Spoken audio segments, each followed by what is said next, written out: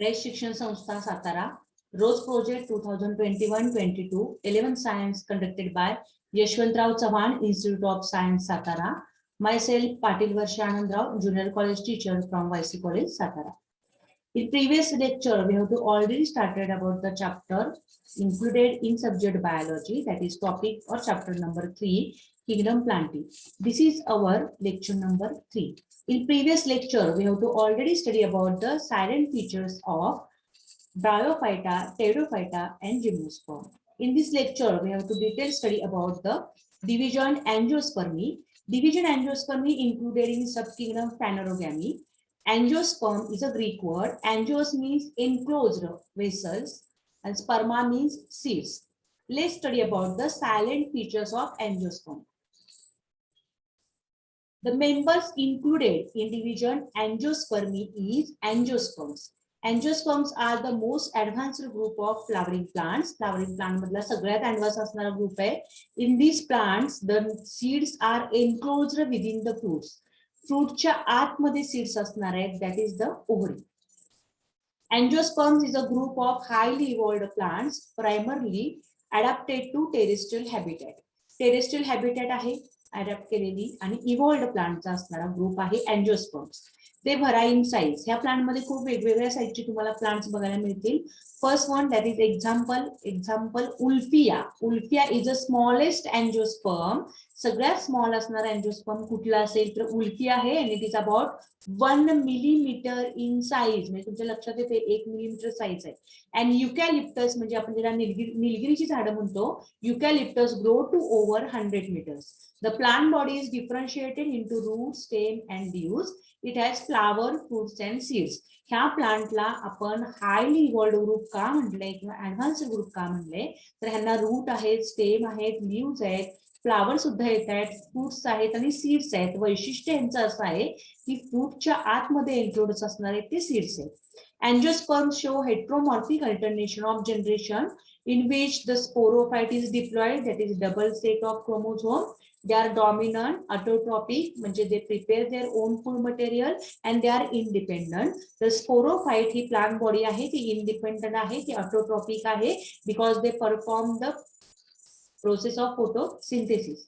Gametophytes are recessive haploid, that is single set of chromosome dependent on sporophyte. Gametophyte हे sporophyte वर dependent आहेत. The gametophyte that is male or female दोन्ही तयार होतील यामध्ये are haploid. Male and female gametophyte दोन्ही haploid आहेत. They are reduced. त्यांचं reduced स्ट्रक्चर आपल्याला इथे बघायला मिळते. They are reduced त्याला म्हणले. They are parasitic and concealed असं त्याला म्हणलेलं आहे. Therefore, then next silent feature of angiosperm is double fertilization is a characteristic feature of angiosperm. Double fertilization चा अर्थ काय की in angiosperm two male gametes are produced. First male gamete fuses with egg to form diploid zygote and such a zygote gives rise to embryo. Second male gamete fuses with secondary nucleus and to form endosperm. Endosperm gives nourishment to embryo. म्हणजे दोन mail gamete दोन वेगवेगळ्या ठिकाणी fertilise होत आहेत फक्त आणि फक्त अँजिओस्पर्म मध्ये. म्हणून double fertilisation is a characteristic feature of angiosperm. Angiosperm are heterosporous, वेगवेगळे स्पोर्स तयार होतील. Microspores, commonly called as a pollen grains or pollens, are formed in the microsporangia or anther असं आपण त्याला म्हणतो. They develop in highly specialized microsporophylls or stamens, while megaspores are produced in megasporangium or ovule, borne on highly specialized megasporophyll called as a carpel. Besides the essential whorls of microsporophylls is also called as endospore and megasporophyll is also called as a gynoecium. There are accessory whorls, namely calyx. The individual member of calyx is called as a sepal and corolla. An individual member of corolla is called as a petal किंवा त्याला आपण फुलाच्या पाकळ्या म्हणतो. They are arranged together to form a flower. तुमच्या सगळ्यांना माहिती आहे flower show two types of whorls. First is called as essential whorl and second one is called as a accessory whorl. Why they are called as an accessory whorl? Because accessory whorl do not directly take part in sexual reproduction in flower. These accessory whorls are calyx and corolla. Essential whorl is most important because they are directly take part in sexual reproduction of flower, and such a essential whorls are gynoecium and Androecium. Androecium is a male reproductive whorl of flower and gynoecium is a female reproductive whorl of flower. We have to already study in 10th standard. तर हे तुम्ही essential whorl आणि accessory whorl दोन्ही 10वी पर्यंत बघितलेले आहेत. Then angiosperms are subdivided into two classes. दोन क्लास मध्ये आपण angiospermचं डिव्हायडेशन केलेलं आहे. First class is called as a class dicotyledone and second class is called as a class monocotyledone. Let's study about the silent features of class dicotyledone. The dicotyledone plants have two cotyledons in their embryo. त्याला आपण द्विदल म्हणतो. They have taproot system and the stem is branched. ह्यांना सोटमूळ आहे त्यांचं stem असतं ते branch असणार. Leaves show reticulate venation, जाळीदार व्हेनेशन आहे पानांवर शिरांचं. While the flower show tetra or pentamerous symmetry. Vascular bundles are conjoined, collateral and open type. ह्याला ओपन टाइप का म्हणलंय तर झायलेम एंड फ्लोएमच्या मध्ये कॅम्बियम आहे म्हणून त्याला ओपन टाइप म्हणले. Cambium is present between xylem and phloem from secondary growth. In dicot, secondary growth is commonly formed कारण तिथे cambium आहे. The example of dicot plants are Helianthus annus is a botanical name of sunflower. Second one is a Hibiscus rosa sinensis. It is a botanical name of China rose किंवा त्याला आपण जास्वंद म्हणतो. हे बघा आपण फोटोग्राफ खूप छान बघतोय हेलियांथस annusचा किंवा सनफ्लावरचा. इथे सीड्स दिसतात तुम्हाला सनफ्लावरचे. सनफ्लावरच्या फुलामध्ये ज्या पिवळ्या पाकळ्या दिसतात आपल्याला त्याला आपण रे फ्लोरेट म्हणतो आणि मधला डिस्लाइक भाग जो ब्राऊन कलरचा आहे त्याला डिस्फ्लोरेट असं म्हणूया. This is a stem and taproot system is present. This is the inflorescence of sunflower. Second class of angiosperm is called as a class monocotyledon. त्याचे सुद्धा आपल्याला सायलेंट फीचर बघायचे. सायलेंट फीचर हा पूर्ण चॅप्टरभर आपलं वाक्य चाललेलं आहे. Salient feature is also called as a general characteristics or important features or important characteristics. Then first silent feature of monocotyledon is these plants have single cotyledon in their embryo. म्हणजे एकदली आहेत ते सगळे. They have advantageous root system, तंतुमय मुळं त्याला आहेत and stem is rarely branched. अगदी क्वचितच ब्रांचिंग दिसेल नंतर हे स्टेम हे अनब्रांच्ड असतं. Leaves are generally have sheathing leaf base and parallel venation. पानांवर venation हे parallel असेल while the flowers are generally trimerous. The vascular bundles are conjoined, collateral and closer type. Closer type आपण ह्याला का म्हणतोय because cambium is absent. In monocot except few plants secondary growth is absent. Generally monocot मध्ये secondary growth ही absent आहे पण काही असे few plants आहेत monocot मध्ये जिथे secondary growth तुम्हाला दिसून येईल. The example of monocots are Zea maize is a botanical name of maize. मक्याचा आहे ते botanical name. Sorghum vulgare is a botanical name of ज्वार. ज्वारीचं botanical name sorghum vulgare आहे. हा फोटोग्राफ आपण बघतोय बघा झिया मेजचा किंवा मक्याचा. हे कॉर्न सीड दिसते. हे लिप ब्लेड आहे. इथं इयर दिसते कणसाचं. टसेल म्हणजे मेल इन्फ्लोरेसन्स येतो टॉपला आणि पानाच्या खाचेमध्ये इथं कणसे येतात आणि कणसामधून बाहेर तुम्हाला सिल्की हेअर चाललेले दिसतील. ते सगळ्या स्टाईल्स आहेत. ओके आणि these are the advantages roots तुम्हाला इथं आलेले दिसतील. सेकंड सबयुनिट आपण बघणार आहे ह्यामध्ये 3.4 ते म्हणजे plant life cycle and alternation of generation. The life cycle of plant include two phases or distinct generation. जे आपण पहिल्यापासून चॅप्टर सुरू झाल्यापासून बघत आलोय. First one is called as a sporophyte. They are diploid in nature, that is double set of chromosome, and double set of chromosome is denoted by 2 and small n, that is 2n. And gametophytic generation is a haploid generation or haploid phase. They have a single set of chromosome denoted by small n. Some special diploid cells of the sporophyte divides by meiosis and to produce haploid cells. These haploid cells divide mitotically to give rise to gametophyte. म्हणजे sporophyte हे meiosis मार्फत divide होतं आणि haploid cells तयार होतात. ह्या haploid sale परत mitotic division मध्ये जातील आणि गॅमेटोफाइट तयार होतील. म्हणजेच स्पोरोफाइट पासून परत गॅमेटोफाइट तुम्हाला तयार झालेली ते दिसते. The gametophyte produces male and female gametes which are haploid in nature. Such a male gamete fuses with female gamete during fertilization and to produce diploid zygote. Such a diploid zygote divides by mitosis and to form diploid sporophyte. म्हणजे sporophyte पासून गॅमेटोफाइट तयार झालं, गॅमेटोफाइट पासून परत sporophyte तयार झालं. अशा प्रकारच्या लाईफ सायकलच्या पॅटर्नना आपण अल्टरनेशन ऑफ जनरेशन असं म्हणतो. Definition of alternation of generation म्हणणं गरजेचं आहे. The sporophytic and gametophytic generation generally occur alternate in the life cycle of a plant. This phenomenon is called as an alternation of generation. तीच दर्शवणारी इथे एक figure आपण बघतोय. ह्या फिगर मध्ये दोन कंपार्टमेंट किंवा भाग केलेले आहेत. स्पोरोफायटिक आहे, डिप्लॉइड फेज दिसते त्याला स्पोरोफायटिक फेज म्हणले. इथं गॅमेटोफाइट दिसते हॅप्लॉइड, त्याला गॅमेटोफायटिक फेज म्हणले. Sporophytic phase undergo meiosis to form haploid spores. Such a haploid spore give gametophyte, that is male gametophyte and female gametophyte. Such a gametophyte produce male gamete and female gamete. They are also haploid in nature. In case of process of fertilization, male gamete fuses with female gamete to form diploid zygote. आणि हाच diploid zygote परत एकदा sporophyte घेऊन तयार होणार आहे. म्हणजे sporophyte give gametophyte and again gametophyte give sporophyte is called as a alternation of generation. Distinct alternation of these two generations are easily observed in bryophytes and pteridophytes. म्हणजे bryophyte आणि pteridophyte मध्ये तुम्हाला स्पोरोफायटिक phase आणि गॅमेटोफायटिक phase खूप distinct दिसून येईल. In gymnosperms and angiosperm, gametophyte is much reduced and exists within the sporophyte. तर gymnosperm मध्ये आणि एंजियोस्पर्म मध्ये गॅमेटोफाइट हे रिड्यूस झाले आणि ते कुणामध्ये एक्झिस्ट दिसते, कुणाच्या विधीन दिसते, आत दिसते तर स्पोरोफाइट मध्ये. In case of algae based upon nature of dominant phase, algae मध्ये डॉमिनंट फेजचा विचार केला. In case of life cycle it is 3 types. Algae मध्ये तुम्हाला 3 प्रकारचे लाईफ सायकल बघायला मिळतील. First is called as haplontic life cycle, second one is called as a diplontic life cycle and third one is called as a haplodiplontic life cycle. त्या तिन्ही life सायकलचे pattern आपल्याला आज डिटेल मध्ये बघायचे. ते बघण्यापूर्वी आपल्याला एक वाक्य खूप छान बघायचंय. In case of bryophytes haploid gametophyte is dominant. जिथे हॅप्लॉइड गॅमेटोफाइटची डॉमिनंट आहे.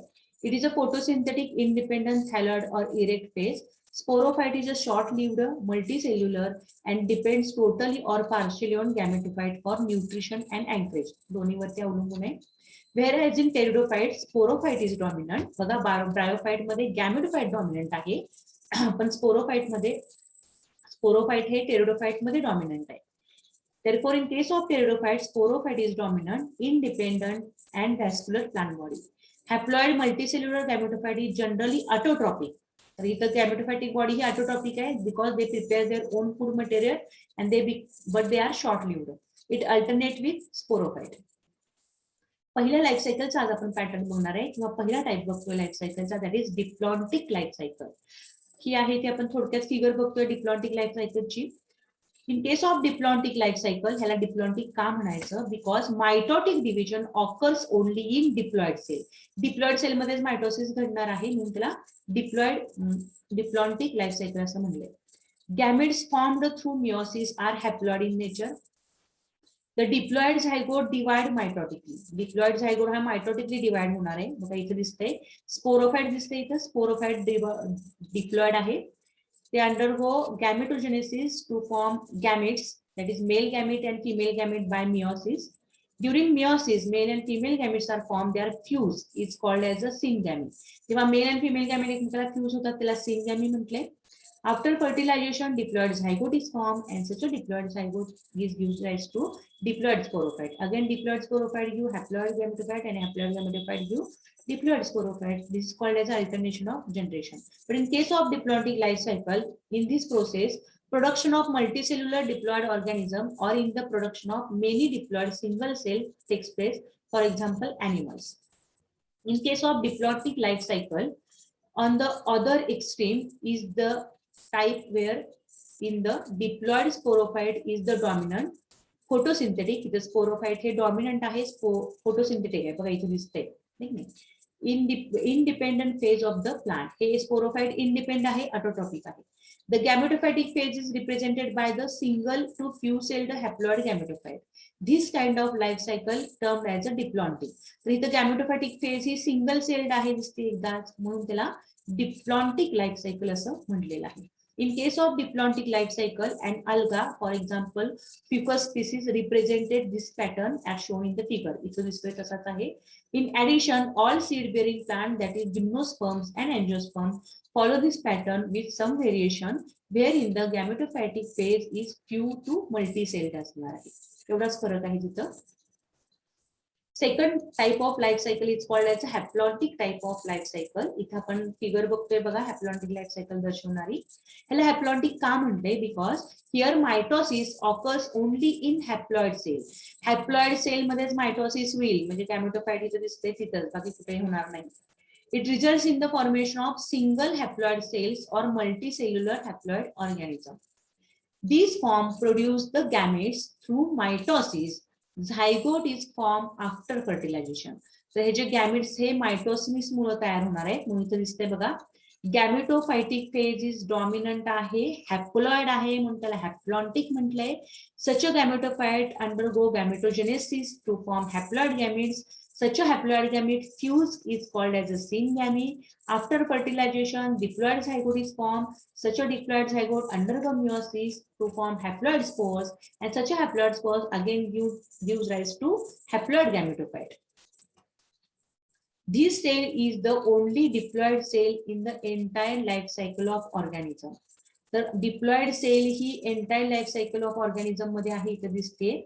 Thus, the same zygotic cell later undergo meiosis. Example: some algae and fungi. In case of haplontic life cycle, sporophytic generation is represented only by one celled zygote. Sporophytic मध्ये एक celled फक्त zygote आहे, okay, diploid असणारा. There are no free living sporophytes. The free living sporophyte कुठेही दिसत नाही. Meiosis in the zygote results in the formation of haploid spores. बघा, meiosis झालं आणि हॅप्लॉइड स्पोर्स इथे तयार झालेले आहेत. The haploid spores divide mitotically and form the gametophyte. हे हॅप्लॉइड स्पोर मायटोटिकली डिवाइड होतात आणि मग हॅप्लॉइड गॅमेटोफाइट तयार होते. In case of haplontic life cycle, the dominant photosynthetic phase in such a plant is the free living gametophyte. The gametophyte हे free living दिसते. This kind of life cycle is termed as a haplontic life cycle. It is occurred in many algae such as Volvox, Pyrogyra, and some species of Chlamydomonas represent this pattern shown in the figure. इथे दिसते तसंच आहे figure मध्ये. Third type of life cycle is called as a haplodiplontic life cycle. This is the figure of haplodiplontic life cycle. Mitosis occur in both diploid as well as haploid cell. तर mitosis ही division diploid मध्ये सुद्धा दिसते आणि haploid sale मध्ये सुद्धा दिसते, म्हणून या लाईफ सायकलला नाव दिले haplontic life cycle. These organisms undergo through a phase in which they are multicellular and haploid, that is gametophyte त्याला म्हणले, and a phase in which they are multicellular and diploid, that is sporophyte आपण म्हणतोय.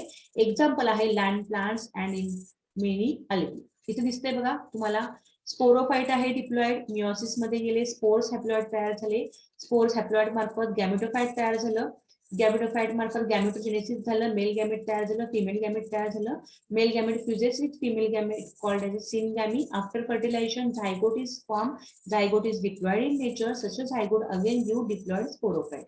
त्याला haplodiplontic असं आपण नाव दिलेलं आहे. In case of haplodiplontic life cycle, bryophytes and pteridophytes interestingly exhibit and intermediate condition, जे आपण हॅप्लॉइड आणि डिप्लॉइड बघतोय. Both phases are multicellular. However, they differ in their dominant phase. In case of haplodiplontic life cycle, a dominant independent photosynthetic thalloid or erect phase is represented by a haploid gametophyte, and it alternates with the short-lived multicellular sporophyte, totally or partially dependent on the gametophyte for its anchorage and nutrition.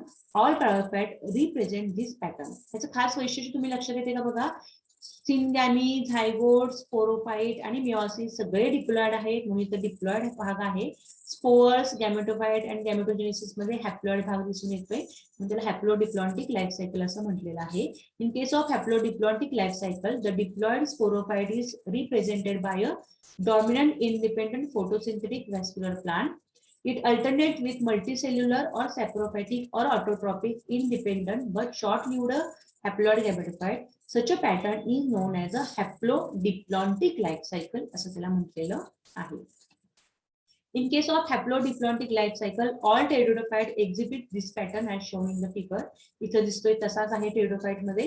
Interestingly, while most algal genera are haplontic, some of them such as Ectocarpus, Polysiphonia, Kelps are haplodiplontic, and Fucus and Alga is also diplontic in nature.